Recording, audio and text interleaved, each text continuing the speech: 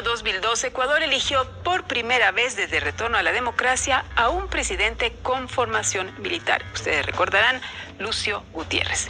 Era teniente coronel del ejército y hasta hacía muy poco un completo desconocido para la mayoría del país. Su nombre saltó a la escena pública en el 2000 cuando participó en el levantamiento indígena y militar que exigía la salida del presidente Maguad.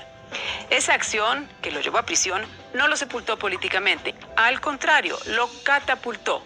Así, 2 años después, en el 2002, Gutiérrez se convirtió en el outsider, el candidato que prometía romper con los partidos de siempre.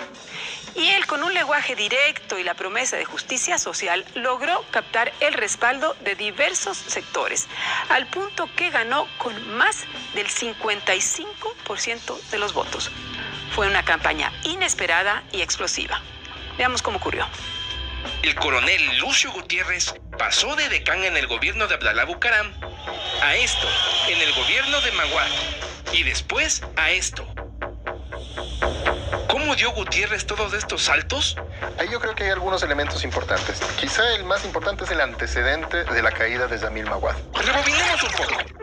Antes de la caída de Bucaram, el coronel ya decidió dar pasos que lo hicieron visible, como quitarle la protección en medio de una muchedumbre indignada por la vulgaridad y las denuncias de corrupción contra su gobierno.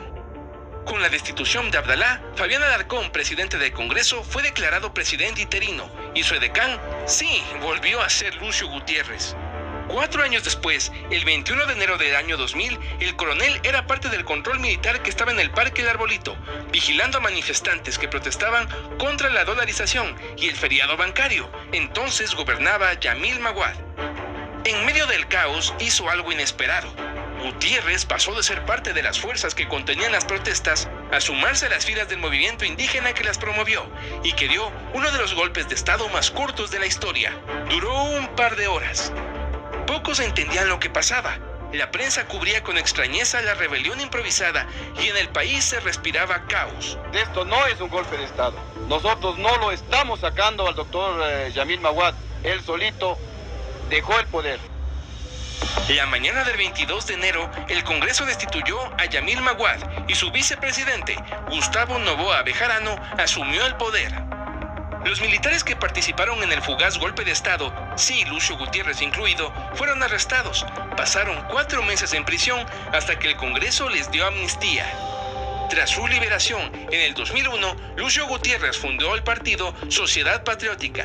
Se hizo visible dando entrevistas y se autoproclamó un ferviente seguidor de la integración bolivariana. Tuvo coincidencias también con Hugo Chávez, quien promovió la presencia militar en la política. En el 2002 se postuló a la presidencia. Propuso cadena perpetua para todo funcionario público que hubiese malversado fondos de más de $5,000, bajar el IVA del 12 al 10% y aumentar el presupuesto para educación. El populismo fue su carta de presentación. Lucio Gutiérrez llega al poder por 3 factores fundamentales que convergieron en una figura que venía ya conocida y creó una imagen de un político potencial con esa imagen de salvador, que se sacrificó por la patria en este momento tan crucial para los ecuatorianos como fue la dolarización y aquella migración que ya empezó una estampida. Para sorpresa de toda la clase política, Gutiérrez ganó la presidencia en segunda vuelta a Álvaro Noboa, pero en el Congreso solo tuvo 13 puestos, sumando con los de Pachacutic. A su posesión fue el mismísimo Hugo Chávez y Lula da Silva, presidente de Brasil. A su futura caída asistieron miles de manifestantes, a los que llamó forajidos. Pero de eso hablaremos en otro capítulo. Entonces, lo sabemos, Lucio Gutiérrez pasó de estar tras las rejas a ocupar el sillón de Carondelet en apenas 2 años. Y sus promesas eran ambiciosas: acabar con la corrupción, redistribuir la riqueza y transformar el país. Su llegada al poder llamó la atención de toda América Latina. Como vimos en el reportaje, a su toma de posesión asistieron figuras emblemáticas como Lula, Chávez e incluso el propio Fidel Castro. Con el paso de los meses, ese respaldo se fue desvaneciendo por el rumbo que tomó su gobierno y las denuncias de corrupción. Apenas 2 años después, millones de voces se levantaron en las calles del Ecuador, los famosos forajidos, exigiendo su salida del poder. Y bueno, vamos a ir a otro tema porque en otras partes del mundo se producían cambios importantes. En Europa, un cambio histórico marcaba la vida cotidiana de millones de personas, incluidos muchos migrantes ecuatorianas. La llegada del euro.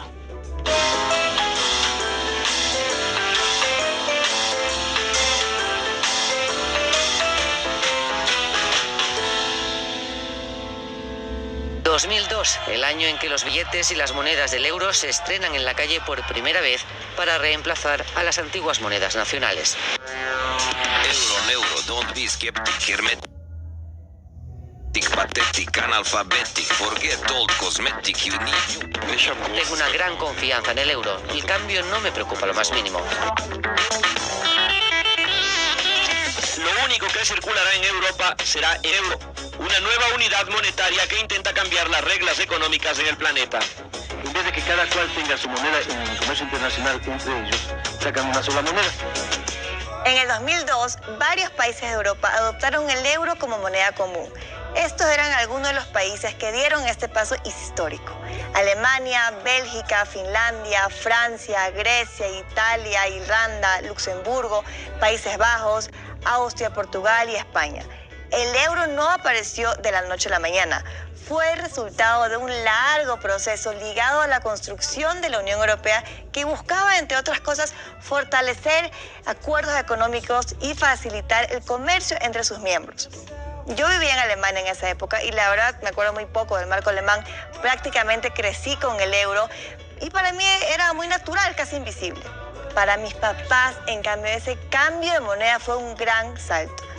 Pero ese año de Europa también salía algo que empezó a circular con fuerza y en este caso por todo el mundo.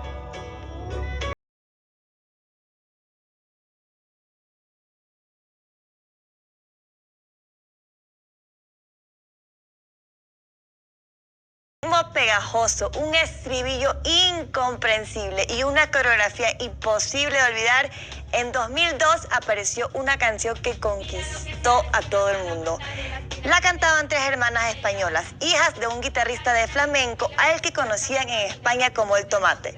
La canción, aunque nadie entendería lo que decía, se convirtió en un fenómeno global.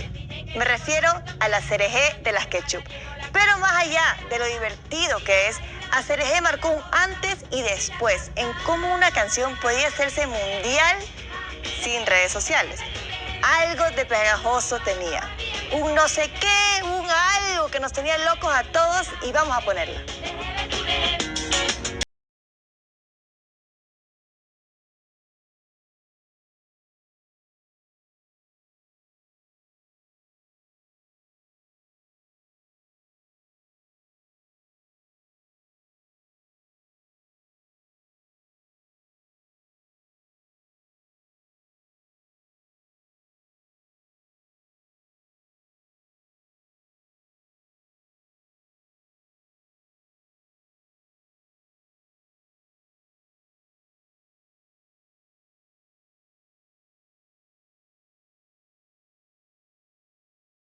Llegó al número 1 de ranking Billboard Latin Songs y se coló en el top 40 de Estados Unidos.